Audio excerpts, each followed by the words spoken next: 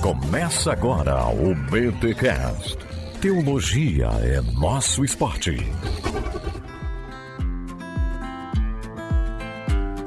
Muito bem. Começa mais um BTcast de número 495. Eu sou o Rodrigo Bibo e feliz demais em voltar para Nárnia. Eu sou o Lucas Mota e cristão também pode usar mensagem subliminar.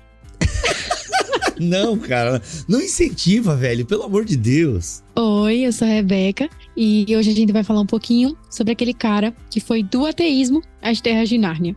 Olha aí, da falta de crença a terras imaginárias ou imaginativas, hein? Tem diferença, segundo o McGrath aqui. Pessoal, reuni aqui dois fãs de Lewis, pessoas que gostam de Lewis, gostam de Nárnia, para falar justamente sobre as crônicas de Nárnia. Se você não sabe, a HarperCollins está trazendo novamente a fantasia do Lewis, né? Ou seja, porque já trouxe, né? A Thomas Nelson trouxe, como é que é o nome daquela fantasia do Lewis? O Grande Abismo, ou melhor, o Grande Divórcio, que é uma baita fantasia do Lewis e tal, é muito legal. A gente tem um BTcast aqui sobre o Grande Divórcio, que é sensacional, e agora temos as Crônicas de Nárnia, que está saindo pelo selo da HarperCollins, que na verdade quem tá cuidando é a turma da Thomas. Depois eu até falo um pouquinho mais sobre isso. Mas gente, é isso, Nárnia voltou e voltou com aquela qualidade, enfim, você agora, se você nunca leu Nárnia, chegou a hora de entrar no guarda-roupa aí e conhecer esse fantástico universo. Eu tô aqui com o Lucas, que já esteve gravando sobre Dorothy Sayers, por sinal amiga de Lewis aqui. Lucas, obrigado por ter voltado aqui ao BTcast. Obrigado, Bibo. É ótimo estar de volta. Que bom. E estreando aqui no BTcast, ela que eu não conheço, gente. Eu tô aqui assim, ó.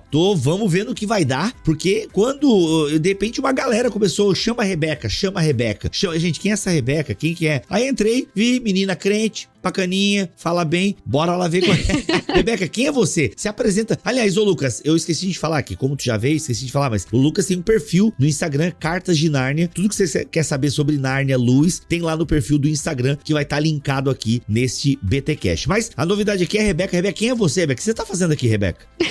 Oi, gente. Queria agradecer, que realmente, se eu estou aqui, foi a galera que gostaria de me ver conversando sobre Nárnia com o Bibo. E creio que muitas pessoas não me conhecem. Eu tenho 21 anos, sou teóloga, recém-formada, na verdade. Faz um ano que eu saí da faculdade. Me especializei aí em educação cristã clássica. Estou estudando também teologia bíblica e exegética no Novo Testamento. E cheguei agorinha em um mestrado, onde eu vou estudar sobre Lewis e Tolkien, fantasia, e acho que esse é um dos focos, né, do meu perfil. É lá no Instagram, @RebecaSouza. Eu falo muito sobre essas relações entre a fé, a fantasia, se existe limite, se é pra existir limite, se é pecado, o que pode, o que não pode. E gosto muito de estudar essas relações. Tô muito feliz de estar aqui e tenho certeza que tem uma galerinha aí que torceu muito pra esse tipo de conversa acontecer. Tão Nárnia, né? Impossível assim não se lembrar de uma galerinha que sempre pediu. Muito grata mesmo de estar aqui. É o fandom, dizem que isso aí se chama fandom, olha aí, é o fandom. Mas muito legal, prazer de ter aqui, Rebeca, e sucesso na caminhada aí, jovem, e poxa, já tá trilhando um caminho bem bacana, que o senhor abençoe aí também. O Lucas é engenheiro naval, né, Lucas? Tem que comprar fralda, aí tem que construir barco, né, e ler nas horas vagas, né, velho? Olha aí. Exatamente, agora só quando a criança tá dormindo. Inclusive agora um abraço pra esposa do Lucas, que tá cuidando da cria, enquanto o Lucas pode gravar aqui o podcast e tal. Exatamente. É isso, gente, vamos introduzir vocês em Nárnia, sério, curiosidades, como é que Lewis criou, inspirações, como é que isso reverbera nas outras obras do Lewis. A introdução que você queria para as Crônicas de Nárnia está aqui neste BTcast, mas antes, os recados paroquiais.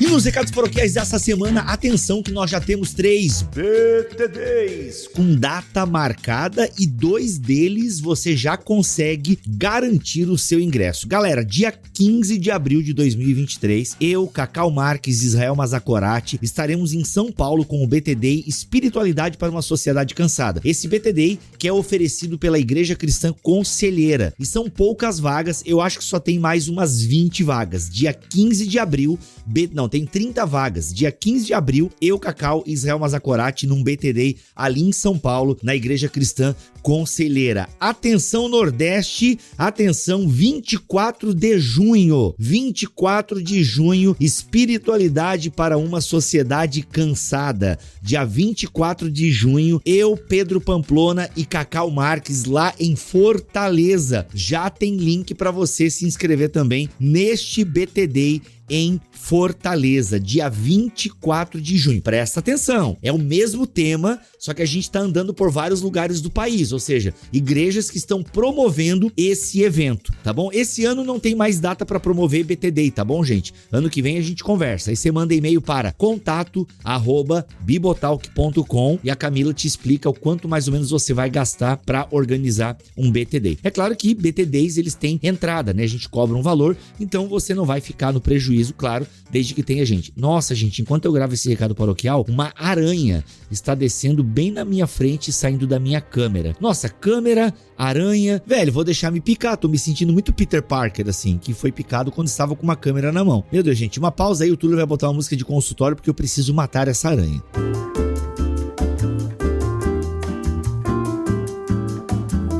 Muito bem, aranha eliminada, não fui picado, então sem chances de você ter um Homem-Aranha aqui em Joinville. Aliás, Homem-Aranha em Joinville ia ser complicado, porque a gente quase não tem muito prédio aqui. Quando você vai em Nova York, você percebe que faz sentido um Homem-Aranha em Nova York. Agora, velho, aqui em Joinville ia ser bem complicado.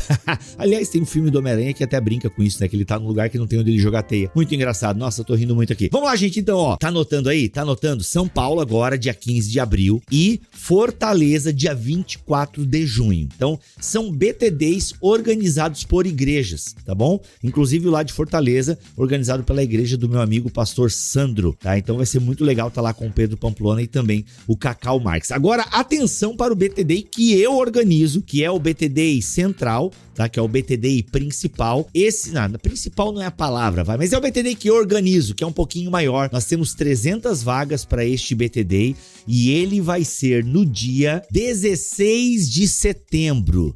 16 de setembro, estará lá eu, Cacau Marques, Guilherme Nunes e Karen Bomilcar nas palestras, Marco Teles do Candeeiro fazendo o louvor e obviamente vários outros integrantes do Bibotalk que também estarão por lá dando ares da graça. Gente, olha só, esse a gente ainda não tem o link para inscrição, mas você que sempre se organiza todo ano para estar no BTD, pode se organizar, tá bom? Dia 16 de setembro em São Paulo, lá no bairro da Moca, na Onda Dura que fica na Moca, tá bom? Então você pode se organizar que em breve nós vamos disponibilizar o link para inscrição deste BTD que vai acontecer em setembro. Talvez a gente tenha mais um BTD ainda além desse que eu acabei de falar, mas ainda estamos vendo datas e possibilidades. Mas tá aí, temos já 2 BTDs com link para inscrição e o BTD original, ele vai ser no dia 16 de setembro de 2023 e em breve a gente abre as inscrições, tá bom? Eu, Cacau Marques, Guilherme Nunes, Karen Bomilcar e Marco Teles e a equipe do Bibotalk que também puder estar lá, vai ser um dia sensacional. Tá bom? Tá aí 3 BTDs, eu espero vê-los em algum deles.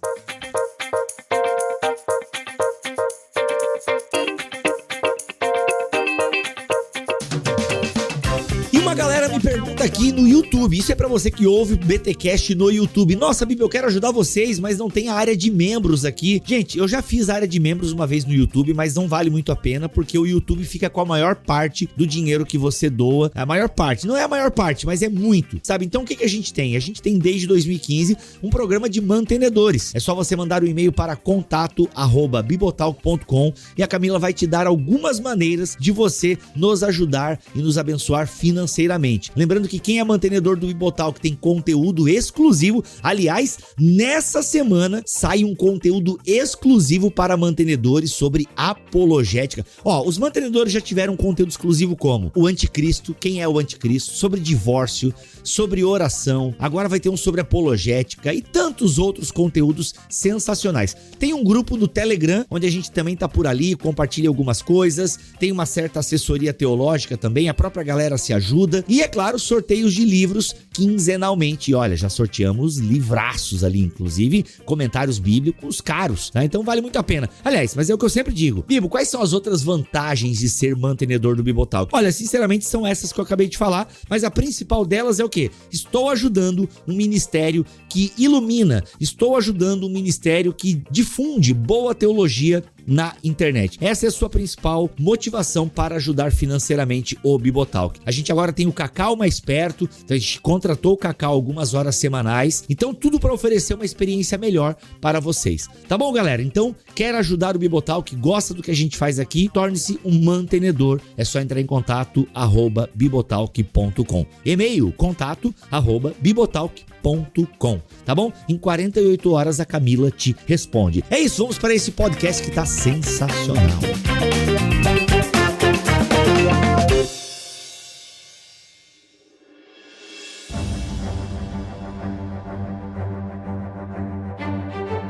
Vamos lá, vou começar com a Rebeca aqui, já que é a primeira vez dela e ela é mulher, então ladies first. Rebeca, quando foi o seu primeiro contato com as Crônicas de Nárnia? Que você teve, uau, o que é isso aqui? Eu tinha 10 anos e assistia muito aos filmes desde criança e ouvi falar que existia um livro de As Crônicas de Nárnia. Olha aí. Meu pai é pastor, com 3 filhos, e pedi de aniversário um livro que custava simplesmente R$130 naquela época. Nossa. Meu pai olhou pra mim, eu com aqueles olhos de cachorrinho pedindo muito aquele livro, mas não chegou naquele momento, não chegou no Natal, como eu imaginava. Até que um dia chegou um amigo do meu pai, com as mãos assim pra trás, e eu, uau, o que é que ele tem aí? Então ele foi e mostrou um exemplar, ok, super velho, foi a primeira edição de Nárnia no Brasil, já estava super detonado naquela época, assim, bem deteriorado, mas pra mim é como se ele fosse novo e brilhou os meus olhos de uma forma que foi encantador. É tipo ganhar uma coleção completa de um filme que só tinha até o segundo, tipo, o segundo lançado naquela época, só tinha Príncipe Caspian, e eu queria mais, eu queria saber o que acontecia. E eu não sabia que Lewis era cristão, juro, não reconhecia com muita clareza, porque eu era muito criança, não entendia e não enxergava movimentos bíblicos e histórias bíblicas dentro do mundo de Nárnia. E o grande baque veio quando eu ganhei meu primeiro computador e pesquisei o nome. Cliff Staples Lewis. Yahoo. Eu nem sabia manusear muito bem o computador. Nossa, Yahoo, velho, meu Deus. Nossa, faz tempo. E lá constava que ele era teólogo. Tudo bem, há controvérsias, ele mesmo não se declarava um teólogo, mas eu fiquei tipo, que palavra é essa? O que significa? Então eu disse, pai, o que é teólogo? Aí meu pai, meio com pressa, acho que não pensou muito bem que era uma pergunta profunda. Ele disse, é tipo um pastor. Aí eu, o autor de Nárnia era tipo um pastor, uma espécie de pastor. Agora, muitas coisas estão explicadas. Caraca, que legal. Então foi um impacto assim que mudou, né? Aquele carequinha da contracapa de Nárnia ganhou uma nova roupagem pra mim, de crente mesmo, alguém cristão e um tipo de pastor, entre aspas. Então eu me apeguei a tudo isso e foi quando eu comecei a enxergar a Aslan de um jeito, Lúcia de um jeito, a galera mudou os meus olhos. Então foi assim que eu conheci Nárnia, bem pequena. Mudou muitas brincadeiras com meus irmãos, porque todos nós gostamos de Nárnia. Então na praia a gente brincava, no sítio, em lugares assim mais livres, a gente sempre tava brincando com espada e arco e flecha, mas eram gravetos. Mas tudo isso fazia muito sentido na nossa imaginação e se tornou um dos meus mundos favoritos, uma espécie até de casa, quem sabe. Olha aí, que legal. E Lucas, como é que foi pra ti? Comigo foi assim que lançou o filme, em 2005, eu tinha 13 anos. Saiu mais ou menos no meio do ano ali, e aí meu pai me levou inclusive pra assistir. E ele perguntou, quem que é esse leão aí? Eu falei, esse leão é Jesus. e aí no final do ano, no Natal, ele me deu o livro, que era realmente R$100, mais ou menos, R$100 e poucos na época. A família do Lucas era mais rica, Rebeca, viu? é que o teu pai é pastor, né? Daí é complicado. Tô achando. Chegou no Natal pra ele. Não rolou pra mim. Sei lá, na verdade não era Natal, né? Porque minha família troca presente no dia 31 de dezembro. E aí, sei lá, no dia 7 de janeiro, assim, uma semana eu já tinha lido tudo, tava de férias, inclusive, então devorei o livro e... Meu Deus. Sim, sabia que ele era cristão, mas pra mim na época era só Nárnia, não existia mais nada. Lewis era o autor de Nárnia. muito depois que eu vim descobrir que ele tinha outros livros, né? Mas ela falou ali que os irmãos dela também gostavam. Para mim a experiência foi um pouco diferente. Naquela época ali, eu acabei um pouquinho depois trocando de igreja, mas na época que lançou o filme e tudo, na minha igreja era do diabo, porque tinha coisa de mitologia e tudo mais. Apesar de saber que tinha uma coisa crente ali, eu era meio solitário aí no mundo de Nárnia por um tempo, depois que eu vim conhecer mais gente. Cara, que sensacional. Bem, o meu não foi tão legal igual o de vocês. Eu descobri no seminário mesmo, porque eu cheguei à fé com 17 anos, depois eu fui pro seminário nos anos 2001. Cara, 2001, não tinha os filmes ainda, você falou 2005, né, foi o primeiro filme. Mas foi no seminário que eu tive contato com o Alex, olha aí, que é membro aqui do Bibotalk. O Alex me introduziu a Nárnia e tal, enfim, acho que na época era aquele volume único da Martins Fontes, que era barato, na época eu não lembro quanto eu paguei, eu comprei num sebo, não paguei caro não, porque eu comprei num sebo, e cara, foi onde eu entrei assim no universo de Nárnia, mas confesso pra ti que eu li ele assim sem muitas pretensões, assim, tipo de fazer associações com teologia. Eu já tava no seminário e tal, mas foi basicamente assim, nunca dei muita bola assim, né, pra aquela questão. Foi só depois que passou o seminário que eu já tinha lido, aí fui encontrando mesmo pessoas e até conversando com o Alex e tal, que cara, foi vendo as relações e tal, mas anos depois, aí fui conhecer um pouquinho mais do Tolkien, do lado cristão de Tolkien. Por quê? Porque a galera não fala do lado cristão de Tolkien nos podcasts que não são cristãos. A galera fala de Tolkien e esquece esse lado religioso de Tolkien e tal. E foi, cara, foi assim, coisa de 5, 6 anos atrás que eu fui fazendo várias relações e tal. Foi quando a gente gravou, inclusive, aqui um BTcast com a Gabriela Gregson, que fez parte desse lançamento do Lewis aí de novo aqui no Brasil. Ela traduziu obras e tal. Foi gravando, inclusive nós temos aqui uma biografia do Lewis com a Gregson, que é bem legal. Lá a gente fala um pouquinho sobre Nárnia também. E lá que eu fui fazendo várias conexões e tal. Agora, inclusive, eu tô muito ansioso pra voltar a ler, depois de décadas, né, que eu li Crônicas de Nárnia, e agora quero ler com a Mileninha e tal. A gente já viu os filmes lá em casa, mas com certeza a história tem um colorido diferente. Mas vamos lá, gente, vamos introduzir a galera aí, que talvez nunca parou pra pensar ou estudar um pouquinho sobre isso, mas Nárnia, né, as Crônicas de Nárnia, da onde o Lewis tirou essa ideia de escrever uma fantasia e por que Nárnia e o que é esse universo aí que Lewis criou, tá? A gente pode começar a responder essa pergunta, mas depois eu lembrei de uma outra agora aqui, que talvez pudesse ser a primeira pergunta, que é falar sobre imaginação, né? Imaginação, imaginário, que era algo muito importante para Lewis, né? Enfim, talvez vocês respondendo aí já mesclem a resposta e tal. Então, da onde vem Nárnia e o papel da imaginação na teologia de Lewis? Essas duas coisas que você mencionou realmente têm bastante relação, porque elas foram fundamentais para a conversão do Lewis, né? Porque assim que o Lewis entrou em Oxford, ele era completamente ateu e ele conheceu um cara chamado Owen Barfield, que não era cristão e nunca foi cristão, assim. Ele se batizou por causa da esposa, mas nunca foi propriamente cristão. Inclusive, a dedicatória que tem nesse primeiro livro aí, que é o Leão, a Feiticeira e o Guarda-Roupa, é para a filha do Owen Barfield, amigo do Lewis, né?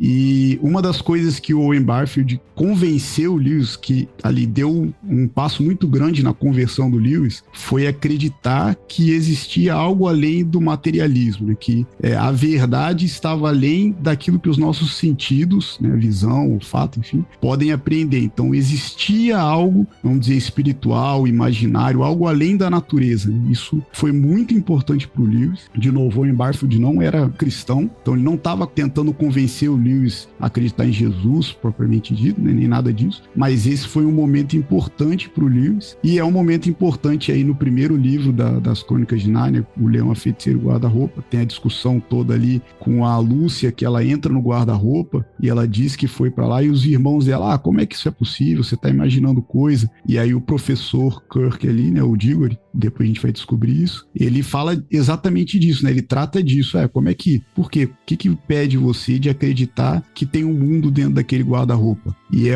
essa questão da imaginação, né? Porque, mas eu olhei, toquei lá e não vi esse mundo, não vi. Então essa é a prova concreta de que o imaginário não existe, de que não é possível ter algo ali. Então essa relação é muito importante para o Lewis, entre o imaginário, o cristianismo, a conversão dele e tudo mais. E o próprio surgimento de Nárnia, que, segundo Lewis, começou muito tempo antes dele escrever propriamente. Ele diz lá no Sobre Histórias, um dos livros da da Thomas Nelson, que ele já tinha uma imagem na cabeça dele, né, se eu não me engano com uns 16 anos, uma coisa assim, de um fauno segurando um guarda-chuva na neve, e depois que isso foi evoluir, ele foi juntando as peças. Também tem um momento importante da biografia do Lewis que a gente talvez possa tocar um pouco mais pra frente, que aconteceu logo antes dele escrever as crônicas, mas a vida aconteceu, a conversão do Lewis aconteceu, e tudo isso colaborou para que ele pudesse escrever as crônicas. Legal. E aí, Rebeca? Eu concordo muito com o Lucas,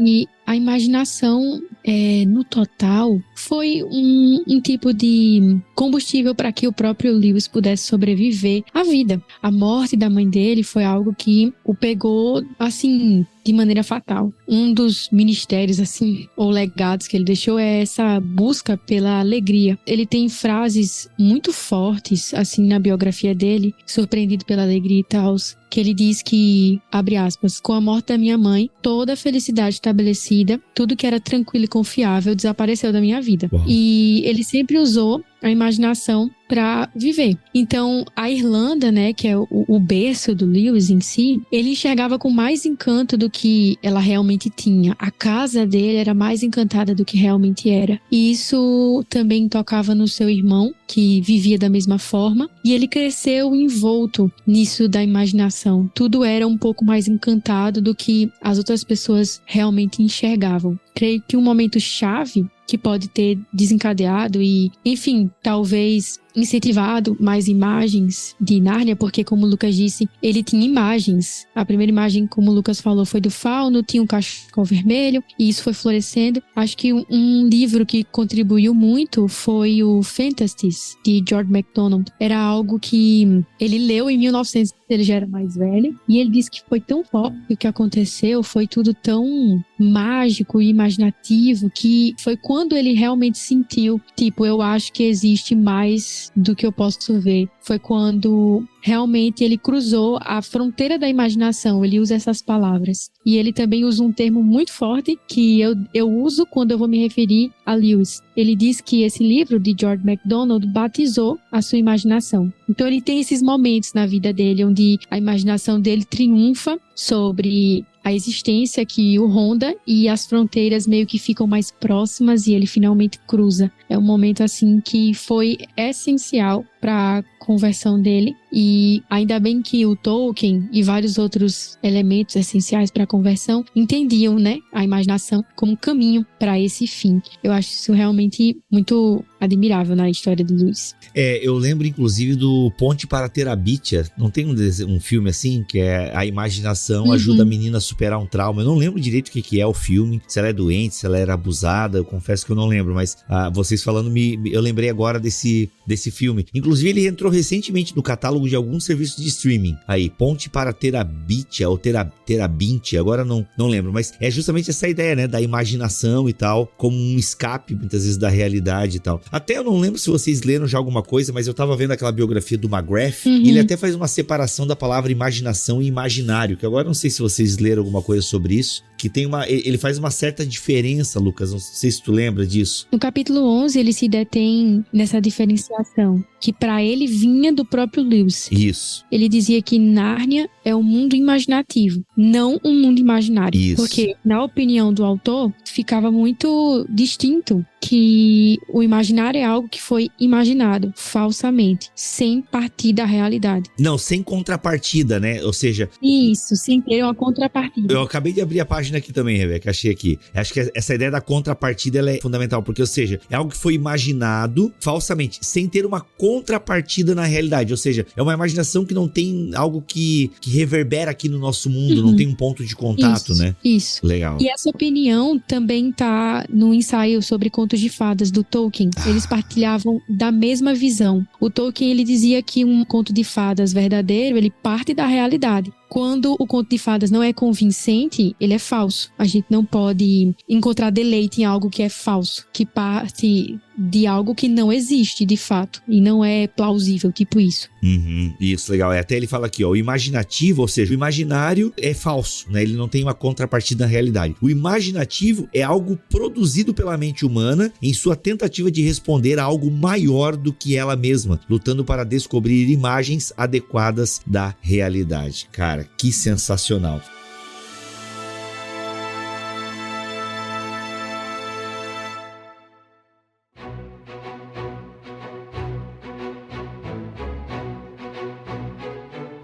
Assim, vocês falaram aí de influências, né? Até o McGrath aqui na biografia dele vai citar outras e tal. Um outro livro muito legal também pra você pegar influências é O Dom da Amizade, inclusive também da HarperCollins ou da Thomas Nelson, mas é que vai mostrar a amizade do Lewis com o Tolkien e todo o clube deles, né? Mas a gente percebe que o Lewis era um cara ligado na literatura, então tem várias influências, muitos contos de fadas. Assim, a gente até já explicou isso aqui, mas eu queria até dar que vocês dessem uma palhinha. A Rebeca acho que já tocou na superfície aqui, essa ideia de que contos de fadas pra essa galera ali das antigas, né? Das antigas, aqui da século passado. Se é século passado, já é das antigas. Mas, por exemplo, contos de fadas pra Lewis, pra Tolkien, né? Pra Dorothy Sayers, entre outros, era uma coisa muito séria, né? Coisa que pra nós virou coisa de criança. Mas o que eram contos de fadas? Queria que vocês dessem uma introdução a isso. Por quê? Porque o mundo, né? Tanto o mundo do Lewis quanto o mundo do Tolkien foi permeado pela leitura desses contos, né? Mas o que era um conto de fadas? Ou o que é um conto de fadas, de fato? Nesse próprio livro que a Rebeca citou aí,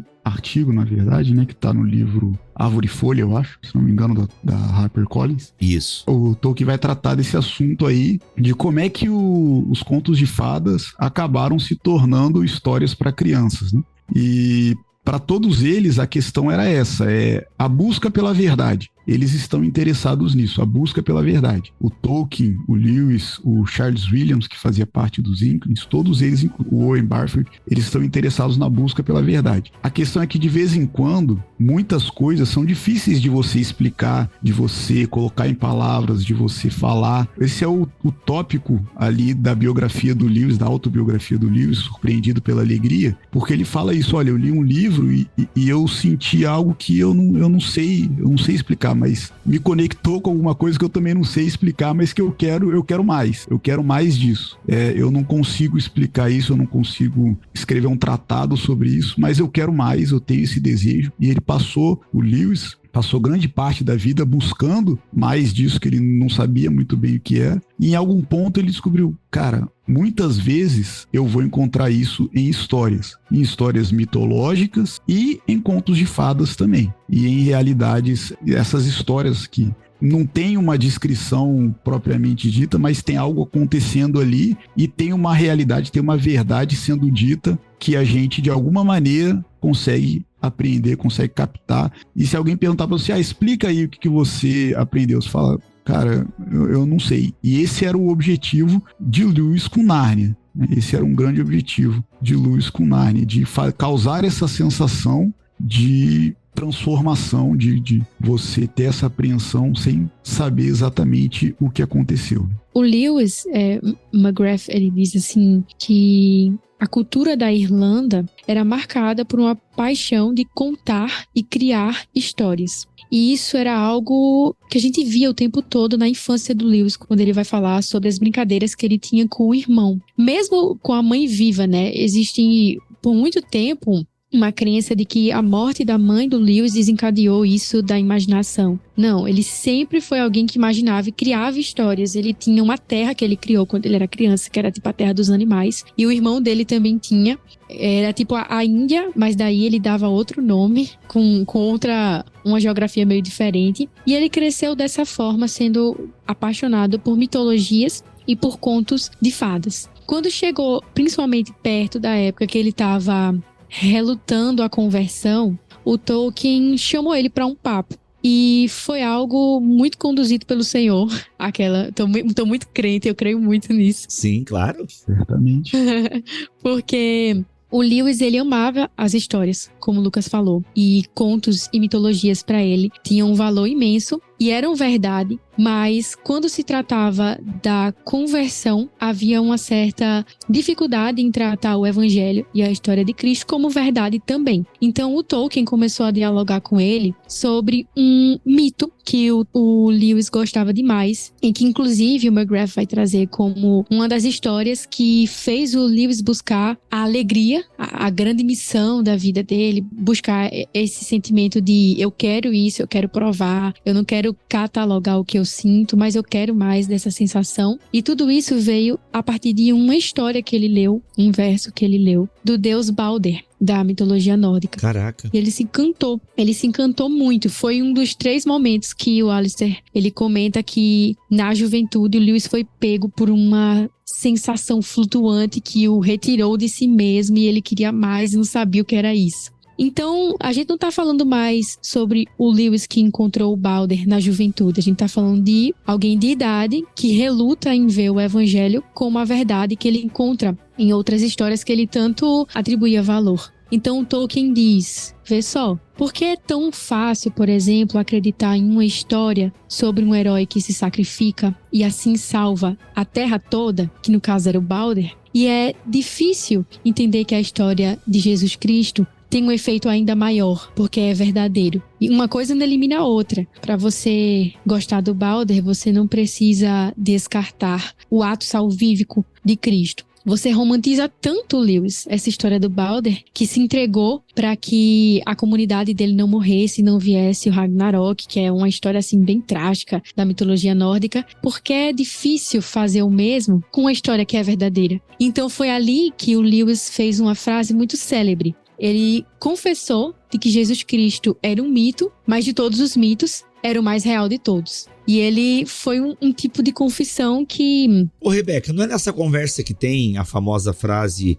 o mito que se fez carne? É aquela conversa... Lucas, me ajuda, é Magdalene, né? É a conversa do Lewis, do Tolkien e do Hugo Dyson, né? E isso é fundamental aí na questão das crônicas. Isso! Porque o Lewis, lá no Problema da Dor, ele vai definir as religiões, vai falar, toda religião tem 3 coisas. E o cristianismo tem uma coisa que nenhuma religião tem, que é um acontecimento histórico, que é a invasão do natural pelo sobrenatural de fato, que é Jesus. Então, os nórdicos tinham o Balder, que morre e ressuscita, os egípcios tinham Osíris, que morre e ressuscita, os gregos tinham Baco, que morre e ressuscita, e os judeus tinham Jesus, que morre e ressuscita, com a diferença que você consegue datar, saber lá, Jesus realmente existiu, e isso é uma coisa que o Lewis vai tratar num outro artigo também, que são os romances do Charles Williams, que ele publicou em 1949. Isso aí eu digo a data porque foi 1 ano antes de sair a primeira crônica, né? E ele fala lá que os romances de Charles Williams, eles eram tratados como um gênero meio esquisito, que ele falava, parece que uma hora ele tá fazendo um romance histórico, natural, e de repente ele apela pra fantasia e depois volta e faz uma mistureba, e o Lewis fala, não, ele tá fazendo um terceiro gênero, que nem é fantasia e nem é realismo, né? É o gênero do natural sendo invadido pelo sobrenatural, você tendo esse contato, essa mistura dos mundos. Caraca! Isso acontece no Fantastes, que a Rebeca falou, o Anodos acorda um dia e tá no mundo das fadas, enfim. E eu acredito, né, que o Charles Williams influenciou fortemente o Lewis a escrever Narnia, inclusive por causa desse gênero aí que o Lewis se interessou tanto. E o Charles Williams era um dos Inklings também. Ele fazia parte daquele grupo seleto de pessoas que sentavam num pub, exatamente, bebiam e conversavam sobre literatura, instigavam uns aos outros a escreverem e tal. Inclusive, ali vai nascer, né, vários Senhor dos Anéis, enfim, um incentivando o outro. Bom, inclusive, vocês falaram ali sobre que a ideia, né, primeiro o Lewis teve a ideia de um fauno segurando um guarda-chuva, andando, né, numa terra gelada, enfim, segurando também umas compras, e foi parecido com o próprio Tolkien, né, que lá no meio, corrigindo umas provas, pega um papel em branco e escreve, né? Numa toca habitava um hobbit, alguma coisa assim. É uma história meio parecida, né? Ou seja, moral da história, se você tem uma ideia, escreve ela no papel. De repente surja um universo aí dessa pequena ideia que você rabiscou num papel ou colocou num bloco de anotações aí do seu celular. Mas, gente, vamos lá, Nárnia. Aí, quando que o Lewis começa a escrever? Porque ele quer escrever para criança, sendo que ele tem pouco contato com criança, né? Até o Lucas comentou ali, não tinha filhos e nada. E aí ele começa a escrever esse universo. É o primeiro universo fantástico que ele escreve? Ele já tinha escrito... Ele não tinha escrito trilogia cósmica ainda, nada, né? Já tinha. Já tinha? Inclusive, no último livro, aquela Fortaleza Medonha, tem um lugar lá na casa que chama o Guarda-Roupa.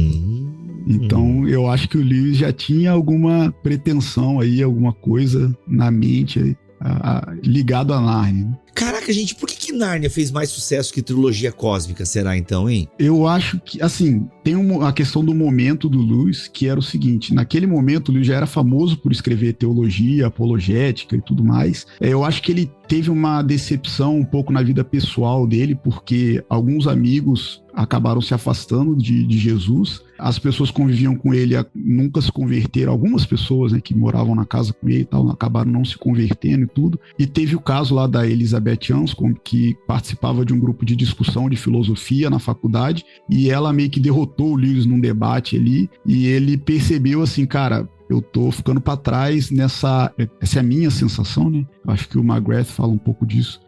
Tô ficando um pouco para trás dessa discussão teológica, filosófica, já avançou muito e chegou o momento de eu fazer algo diferente. Chegou o momento de eu tentar alcançar, né, fazer a minha vocação, exercer a minha vocação de uma maneira diferente. Isso sou eu, Lucas, dizendo que eu acredito que o Lewis viu essa oportunidade de... Ele também tem a questão que ele já estava estabelecido tanto na Universidade de Oxford ali, quanto na vida. Ele já tinha dinheiro suficiente, já tinha sucesso suficiente, porque também tem essa questão de você é um professor universitário, de repente decide escrever história de criança, pode te complicar um pouco, pegar um pouco mal para você. A própria teologia do Lewis, esses livros que são sérios já atrapalhavam ele um pouco na carreira dele, vamos dizer assim. Já pegava um pouco mal dele não estar escrevendo literatura e tal. E acho que chegou o momento do Lewis falar, cara, eu vou escrever algo diferente. Vou pra fantasia infantil e tudo mais. Caraca, você tem uma opinião sobre isso, Rebeca? Eu concordo bastante. E acrescentaria ainda, ou completaria, na verdade, dizendo que ele sempre escreveu bastante ficção, de certa forma. Mas ele não chegou a publicar porque algumas eram histórias infantis, outras eram rabiscos. E como o Lucas falou, Nárnia realmente foi lançado depois de ele ter publicado aí um bocado de livro. Além do Planeta Silencioso, Problema do Sofrimento, Cartas de um Diabo ao Seu Aprendiz, ele já tinha aí um bom público. E eu acho que dos feitos mais legais do Leão, a Feiticeira e o Guarda-Roupa é que, de fato, ele insistiu nessa ideia de publicar algo para crianças, mesmo a vivência dele sendo mínima. E ele já compartilhou em uma opinião de que, em outro livro dele, creio que seja sobre histórias, ele diz que o que fez ele ter certeza que daria certo foram 2 passos. Primeiro, que ele estudou psicologia infantil para aprender a se comunicar com as crianças de uma forma legal. Caraca, estudo de campo, hein? Foi bem esforçada a parte dele. Mas depois ele concluiu que o segredo de saber se comunicar com as crianças é literalmente não falar como se você estivesse falando com um bebê, mas conversar com ela de igual para igual na medida do possível. A gente tá falando de um homem que era genial. Mas a gente viu que ele fez isso muito bem. E o Leão, a Feiticeira e o Guarda-Roupa foi o primeiro livro a ser publicado. Ele falou com múltiplas idades. E eu acho que talvez ele não estava contando com isso. Ele sempre defendeu que Nárnia era direcionado para as crianças, mas ele viu que alcançou vários tipos de criança, né? Tiveram adultos e jovens e adolescentes alcançados. A gente vê que esse efeito se desdobra até hoje. E eu acho que grandes autores conseguem reproduzir isso, mas como ele fez isso sem essa pretensão, eu acho que, além de louvável, mostra como o Leão, a Feiticeira e o Guarda-Roupa tem uma mensagem permanente. O tempo passa e continua alcançando diversas idades, mesmo ele tendo se esforçado para alcançar um público. Estudou psicologia, perguntou para pessoas que tinham muito contato com crianças, ainda deu algumas opiniões assim do que ele achava que ia fazer, fez um esquema e acabou que foi um sucesso para muitas faixas. Eu acho isso sensacional, no mínimo.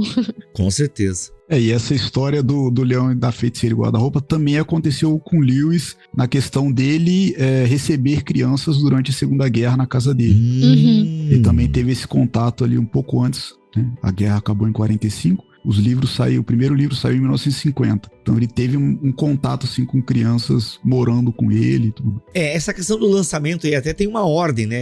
O McGrath que traz 3 formas de você ler as crônicas de Nárnia, né? Ou seja, tem a ordem de produção, a ordem de publicação e a cronologia interna. Gente, o que vocês curtem aí? Eu lembro que quando eu li aquele volume único, que eu não sei que ordem que tava naquele volume único. Eu acho que é a cronologia interna, que é a do volume único, né? Mas eu lembro que eu comecei a ler, eu não obedeci a ordem, porque o pessoal falava que o primeiro é o Leão, a Feiticeira e o Guarda-Roupa. Então eu fui ler o Leão, a Feiticeira e o Guarda-Roupa por primeiro. Daí depois eu voltei para o Sobrinho do Mago. Tá? Gente, das crônicas, qual que vocês mais gostam? Eu gosto muito do Leão, a Feiticeira e o Guarda-Roupa e do Sobrinho do Mago. Eu gosto demais mesmo. Pô, inclusive no Sobrinho do Mago tem o lance da mãe do menino, né? Todo o lance acontece porque o menino quer curar a mãe dele, não é? Tem. Mano, que triste. Olha o Lewis aí, mano. Olha o xiste. Meu Deus, que triste. Tá louco. É complicado. Pois é. Qual que é o teu, Lucas? Eu gosto muito do Leão, a Feiticeira e o Guarda-Roupa, por ser realmente o primeiro. Ai, como vocês são clichê. E gosto, hoje, cada vez mais eu gosto da Cadeira de Prata. Aí sim, moleque, aí sim, ó. O meu Cavalo e Seu Menino, eu confesso pra vocês que eu vou confessar um pecado aqui. Eu não lembro direito das histórias, tá? Então é a memória que na época eu amei o Cavalo e Seu Menino. E a lembrança que eu tenho é que é uma história até meio, parece até um spin-off, assim, das Crônicas de Nárnia. Vocês são entendidos aí, acho que até pode me ajudar. Porque ele tem pouca ligação com a cronologia dos rolês de Nárnia, não tem? O Cavalo e Seu Menino. Assim, pra mim, ele era o pior livro quando eu era criança, porque eu não via Susana, não via Pedro, não via Lúcia. Pra mim era Nárnia. Então eu ficava tipo, cara, quem é esse menino? Que garoto é esse que não me deixa reencontrar os meninos que eu gosto, Eustáquio, a galera todinha que eu já vi nos filmes, sabe? Pra mim, era uma lorota aquela história. Olha aí, tu vê? Caraca, que decepção, hein? Mas e Cadeira de Prata eu também tenho uma ótima memória, assim. Eu acho que eu achei até na época melhor que a Última Batalha, o Cadeira de Prata. Concordo. Quando eu li a primeira vez, a Cadeira de Prata foi um dos que eu menos gostei, mas à medida que eu fui lendo de novo, ele foi subindo no ranking. Ó, gente, são 7 crônicas, tá? Então eu vou colocar aqui a cronologia interna, tá? O Sobrinho do Mago, o Leão, a Feiticeira e o Guarda-Roupa, o Cavalo e Seu Menino, Príncipe Caspian, a Viagem do Peregrino da Alvorada, a Cadeira de Prata, a Última Batalha. A HarperCollins está seguindo a ordem de publicação. Tá, então ela lançou já o Leão, a Feiticeira e o Guarda-Roupa, que já tá em venda. O Príncipe Caspian já tá em venda. A Viagem do Peregrino da Alvorada. Aí o Cavalo e Seu Menino e o Sobrinho do Mago e a Última Batalha.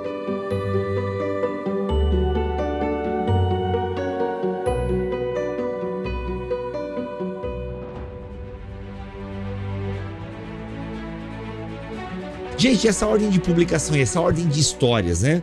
Vocês têm aí alguns segredos de que levou Lewis a construir essa história? O porquê essa ordem? Porque de repente, aqui ó, né, a ordem de produção, o Sobrinho do Mago, ele é, tanto na ordem de produção quanto na ordem de publicação, é uma das últimas histórias. Por que será que Lewis do nada resolveu escrever um prequel, né, manos, dos acontecimentos? Vocês têm algum segredo aí que... Segredo não, né? Porque se vocês sabem é porque já é público, mas vocês têm algo pra dizer que eu não tô ligado? O Sobrinho do Mago foi o segundo livro que o Lewis começou a escrever. Ele terminou o Leão, a Feiticeira e o Guarda-Roupa e esboçou o Sobrinho do Mago.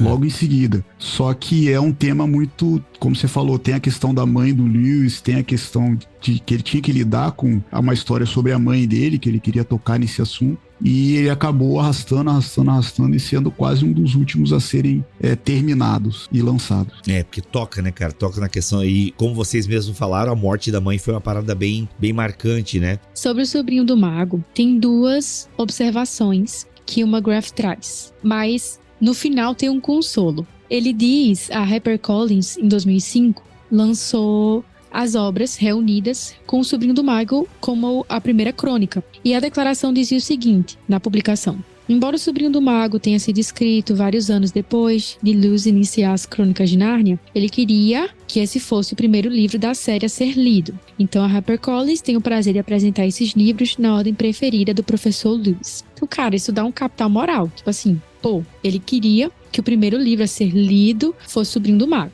Só que, ao mesmo tempo, ele não planejava ter escrito o Sobrinho do Mago, porque McGrath ele traz a versão de que Lewis ele pretendia encerrar em O Leão, a Feiticeira e o Guarda-Roupa. Mas os amigos gostaram, Tolkien gostou, incentivou, Ele disse, então tenho que amarrar aí algumas coisas de histórias que eu acabei escrevendo, das demais crônicas. E Lewis ele diz, aqui o livro diz assim, Lewis é inflexível quando diz que o autor não é necessariamente o melhor e nem o mais perfeito juiz no que tange a leitura e a interpretação de um livro. Então, isso dá margem para que você leia em outras ordens. porque ele não escreveu O Sobrinho do Mago primeiro. Ele não estava meio que preparado para essa história. Era um desejo dele, de acordo com a HarperCollins em 2005, mas ele também já tinha dito que o autor não é o juiz, nem da interpretação, nem do jeito em que ordem você vai ler o livro. Então, assim,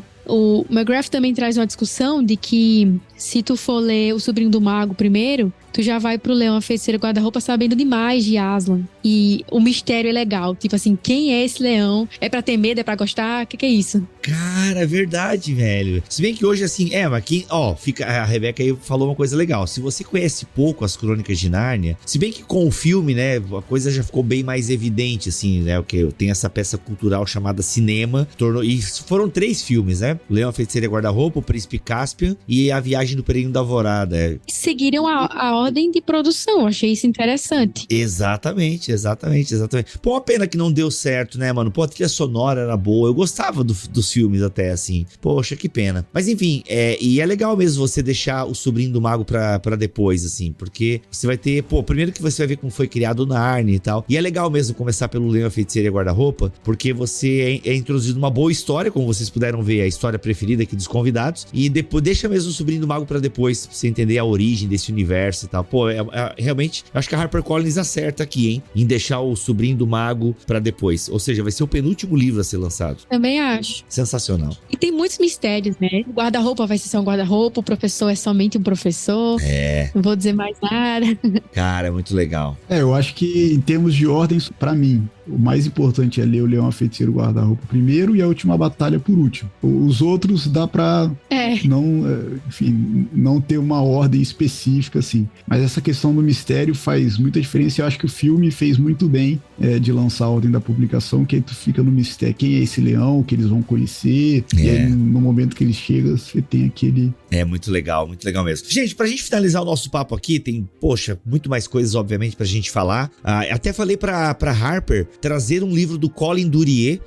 Ele é um grande especialista em Lewis, um grande especialista em Tolkien, e ele tem um livro só sobre Nárnia. Não sei se vocês já tiveram contato com esse livro do Colin Duryea, mas ele fala sobre todo o processo de criação de Nárnia. E falei pra Harper, gente, traz esse livro aí, se a coisa emplacar, porque vai ser uma baita introdução a Nárnia e tal. E aqui a gente só quis pincelar alguns pontos. Mas eu acho que pra gente finalizar esse podcast aqui, é muito legal e queria ouvir de vocês sobre pontos teológicos do Lewis que acabam reverberando nas histórias infantis que ele escreve, né? Nas 7 crônicas que o Lewis escreve. Pra vocês, quais são os pontos teológicos, assim?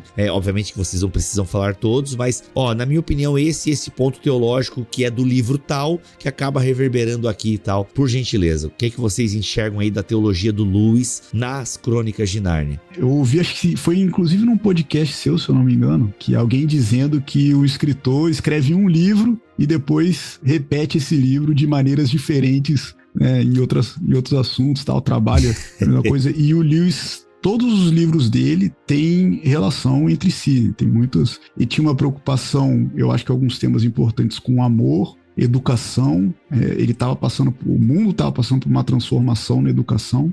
Esse ponto toca muito no Lewis. E a questão da religião, né? Qual é a religião verdadeira, por que eu sou cristão, o que eu acredito, e isso tudo aparece nas crônicas de muitas maneiras, né? Um ponto importante para mim na minha vida foi a questão ali da cadeira de prata, que o Paul Lama fala, né? O brejeiro lá, ele fala, eu acredito em Aslan, estou do lado de Aslan mesmo que não haja Aslan. E o Lewis fala isso num livro dele, fala a existência do céu é mais importante do que a nossa crença nele.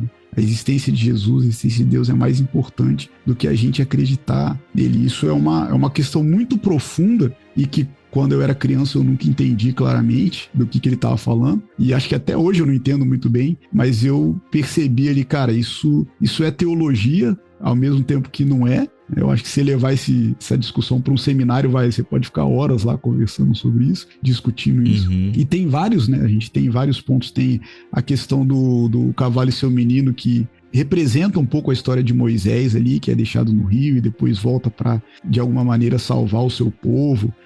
No início da cadeira de prata também, quando eles vão lá para cima da montanha, reflete um pouco Moisés subindo no Monte Sinai e recebendo os 10 mandamentos. O Lewis fala numa das cartas dele que quando no Leão, a Feiticeira e o Guarda-Roupa, quando quebra a mesa lá que Aslan é sacrificado, representa as tábuas de Moisés sendo quebrada e a lei sendo cumprida, né, sendo realizada. Então, ao longo de todas as crônicas, você vai ter questões tanto de alegorias, vamos dizer assim, simbolismo bíblico, quanto de teologia mesmo, discussões filosóficas de teologia. A viagem do peregrino da Alvorada, ele fala muito da questão que o Lewis trata na abolição do homem, questão a educação, o que é educação verdadeira, enfim, a questão do subjetivismo que ele fala lá na abolição do homem, e o próprio Eustáquio representa muito o Lewis quando era criança, que teve dificuldades com isso, de ir para a escola e ouvir, enfim, ser um pouco arrogante e depois sendo colocado no lugar dele, vamos dizer assim. Então todos esses pontos estão presentes ao longo de todas as crônicas, e no final, né, na última batalha, a gente tem o Apocalipse, o Anticristo, enfim. Aliás, é muito legal essa parte. Não vamos dar spoilers, mas o Viagem do Peregrino da Alvorada também, né, tem a questão da regeneração, numa cena muito específica ali. Você tem, né, toda a figura da regeneração, da transformação, sensacional. Rebeca, seus 2 centavos sobre isso. Eu acho muito legal algumas confissões de Lewis teológicas que são óbvias para nós que somos cristãos, mas para alguém que relutou tanto e era um ateu tão convicto, eu acho isso tão belo que ele possa trazer em histórias verdades cristãs que são inegáveis à fé. Uma delas é o Cristo ressurreto, né? Em Aslan ressurgindo, aquela coisa da mesa de pedra se partindo e ele voltando novo e totalmente vívido para Lúcia e para Susana. Eu acho que para quem desconsiderava tanto o sacrifício de Cristo, que debateu tanto com Tolkien sobre por que um cara que morreu há tantos anos atrás em uma cruz faz diferença na minha vida hoje, era uma coisa que ele sempre perguntava. Eu entendo, ele dizia para Tolkien, que esse sacrifício messiânico fez diferença na época, mas eu não acho que faça efeito em mim hoje. E ver ele, depois de convertido, replicando, né, teatralmente, de forma em uma história de ficção, ele confessando que esse sacrifício faz efeito na vida dele para sempre, que mudou toda a eternidade dele, é algo belíssimo, porque era o que mais pegava ele para se render completamente à fé. Ele não entendia o peso, a eficácia do sacrifício de Jesus. Ele ficava relutando o tempo inteiro e era algo que ele e Tolkien ficaram pegados assim teologicamente por um tempo. Outra coisa que eu acho interessante é a leveza com que ele trouxe um debate de falsos mestres em A Última Batalha, com 2 personagens que trazem confusão em Nárnia. E meu pai sempre falava nisso na igreja, pregando, e eu tipo, poxa, que danado é falso mestre, que é isso? Quando eu li A Última Batalha, disse, esses personagens estão fingindo que Aslan retornou e estão enganando até os narnianos de verdade, e genuínos, e tá todo mundo aí enganado. Meu Deus, alguém faz alguma coisa, no desespero. E finalmente eu entendi, né, como é na prática e como isso vai acontecer cada vez mais até que Cristo volte definitivamente. E outra coisa que eu acho legal é como Lewis trouxe de forma paralela a literatura de Gênesis e o Sobrinho do Mago, a questão do jardim e do mal entrar e ter um fruto, e esse fruto ser tentador e oferecer sucesso e reinado para o personagem. Isso é óbvio, mas não deixa de ser belo e impactante assim na primeira leitura. É algo que a gente pensa tipo, eita, realmente que queda, né, humana aconteceu na nossa história. Ver isso em outra história prestes a acontecer, a gente fica tipo, não, de novo não. Mas daí houve outro rumo e o Sobrinho do Mago. E eu acho isso belo, esses paralelismos que o Lewis faz diretamente com a escritura. Eu acho isso belo demais. Tá aí, gente, uma ótima oportunidade para você apresentar fantasia para os seus filhos, sejam eles, né, crianças. Eu tô aqui agora empolgado para começar a leitura com a Milena, tem 8 anos. Para você mesmo que nunca leu, vai ser um bom, assim, passatempo no sentido de... Aliás, até a gente já falou várias vezes aqui no BTcast, né? É muito importante ler teologia, a gente, né, um podcast de teologia, mas a gente incentiva também ler outras literaturas, né, romances, por assim dizer. Então eu gosto de ler uma ficção, eu gosto de ler um thriller, adoro, aliás, thriller é o meu gênero preferido, né? Quem matou, por que matou, o que aconteceu. Então leia, gente. Crônicas de Nárnia, se você nunca leu, é obrigatório. É obrigatório. Lewis é o queridinho dos evangélicos, tá? Se tem um cara que consegue unir os evangélicos, é Lewis. Porque meu irmão, minha irmã,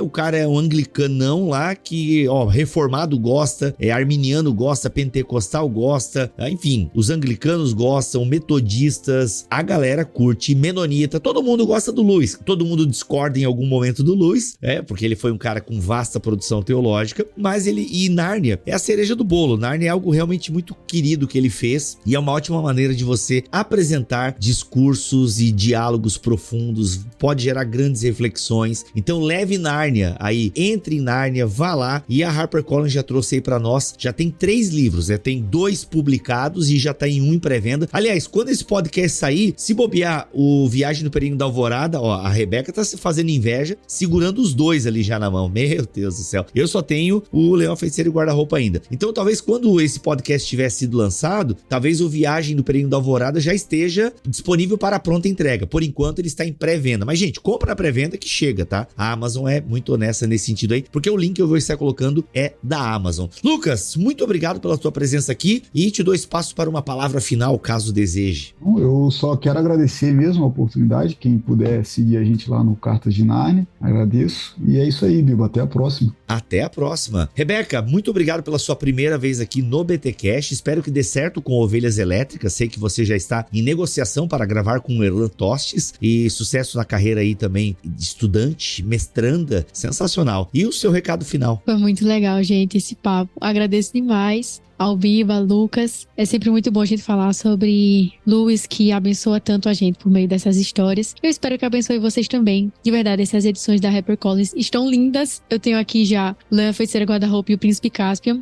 E são edições, assim, pra vida, pra deixar de herança. Gente, vocês sabem o que a Thomas Nelson fez com o Lewis. Vocês viram o que a HarperCollins fez com o Tolkien. Então, agora a Nárnia está recebendo o mesmo tratamento. E, gente, o link do Cartas de Nárnia, o link também da Rebeca, do seu Instagrams estarão aqui na descrição deste BTcast, bem como também o link para você adquirir essas obras lindas e maravilhosas e que contêm uma história sensacional. Voltamos na semana que vem, se Deus quiser e assim permitir. Fiquem todos na paz do Senhor Jesus.